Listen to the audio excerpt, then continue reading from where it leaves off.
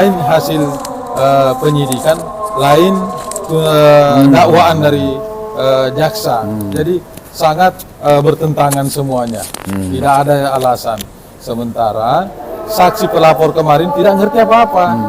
Hanya Nono Sampono yang anggota DPD sekarang memberi kuasa kepada orang itu yang tidak mengerti. Padahal ngakunya sebagai seorang advokat. Assalamualaikum warahmatullahi wabarakatuh.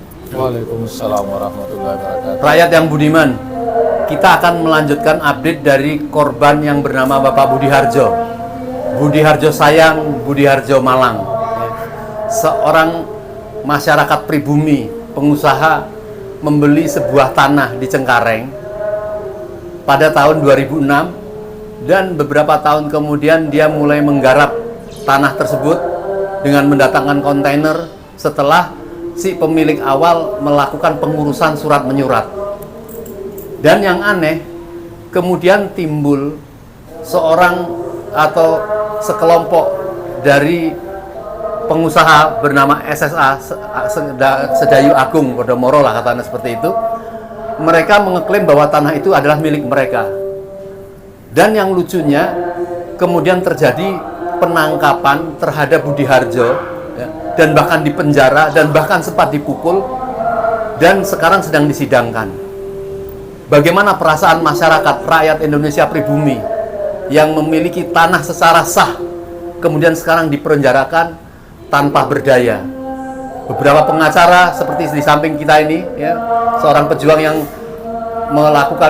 membela, menasihat hukum dari Bapak Budi Harjo ini sedang mengupayakan untuk penangguhan penahanan pun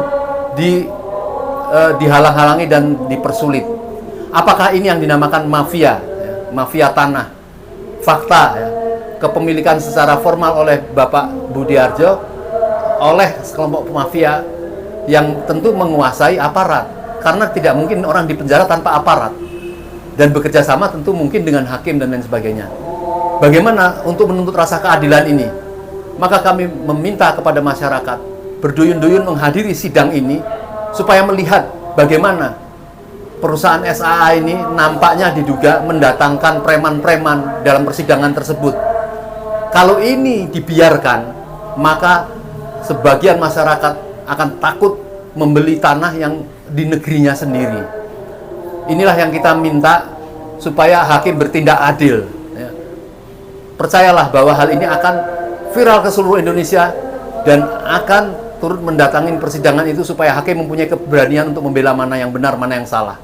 Bagaimana mungkin surat yang dibeli itu jelas adalah girik asli. Girik asli dan sudah diproses oleh seorang notaris. Mana kesalahan dari pembeli ini? Sama sekali tidak ada, justru peralatan-peralatan yang berada di tanah itu untuk dalam pengelolaan cut and fill dan sebagainya oleh milik Pak Budi Harjo dicuri. Jadi ini sudahlah dilanggar, dipenjarakan, mencuri dan lain sebagainya, dia ditahan pula. Tentu kita merasa prihatin, dan banyak aktivis-aktivis seperti Eros Jarot sudah juga melakukan demo terhadap seperti itu, juga tidak bergeming. Ini yang kita khawatirkan, bahwa namanya mafia tanah ya, oleh 9 naga itu belum selesai sampai hari ini.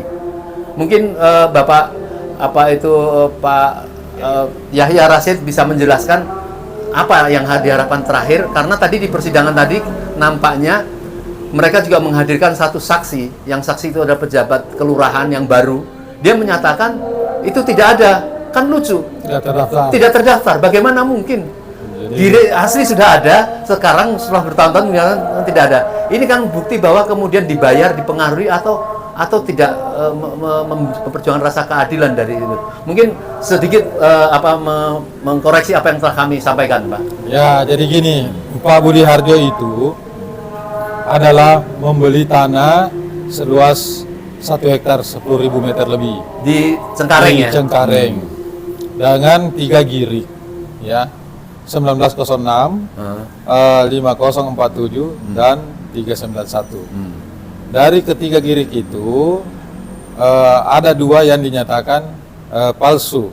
Padahal sesuai dengan fakta persidangan tadi, ya, dan kemarin terbukti bahwa Budi Harjo ini ditersangkakan hanya dengan dasar Giri tersebut tidak dinyatakan terdaftar di letter C Kelurahan Kapuk. Sementara Kelurahan Kapuk itu kan sudah dimekarkan ke Cengkareng Timur, dan lahan ini berada di Cengkareng Timur. Jadi sampai nenek moyangnya pun juga ditanya, tidak mungkin ditemukan karena satu di Kapuk, satu di Cengkareng Timur. Dengan pemekaran itu tentu berkas-berkas semuanya dialihkan ke sana. Jadi dasar penetapan tersangka Pak Budi Harjo ini yang sudah dipukul, yang sudah dicuri kontainernya, dan dirampas lahannya semuanya, dan dibanguni oleh PT SSA. Nah, itu dasarnya yang hanya dengan giriknya dia dianggap tidak terdaftar, bukan palsu sebenarnya. Jadi tidak ada sebenarnya kata palsu karena hanya tidak terdaftar, dan kepintaran daripada penyidik, data-data yang bisa membuka tabir kebenaran dia tidak lampirkan. Jadi termasuk tadi tidak terdaftar itu karena alasannya memang pernah terjadi pemecahan ya, pemekaran di daerah tidak. itu. Oh, tidak. Justru yang dimunculkan hanya letter C, ya letter C daftar girik itu tahun 1967 sampai 1968 saja. Sesudah itu tidak ada lagi pendaftaran, tidak ada registrasi di Kapuk, tapi di Cengkareng Timur ada terdaftar. Ya, baik di kecamatan maupun di kelurahan. Nah, itu saja. Jadi otomatis perkara ini nyata-nyata bahwa polisi merekayasa dan bekerja sama dengan jaksa penuntut umum. Lain hasil penyidikan, lain dakwaan dari jaksa. Jadi sangat bertentangan semuanya. Tidak ada alasan. Sementara saksi pelapor kemarin tidak ngerti apa-apa. Hanya Nono Sampono yang anggota DPD sekarang memberi kuasa kepada orang itu yang tidak mengerti.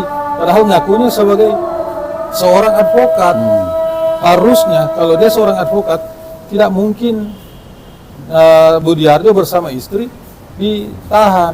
Nah, kalau ini perkara normal sebenarnya tidak mungkin ditahan. Dan yang aneh sekarang, kita udah setiap sidang saya selalu mengajukan permohonan penangguhan penahanan.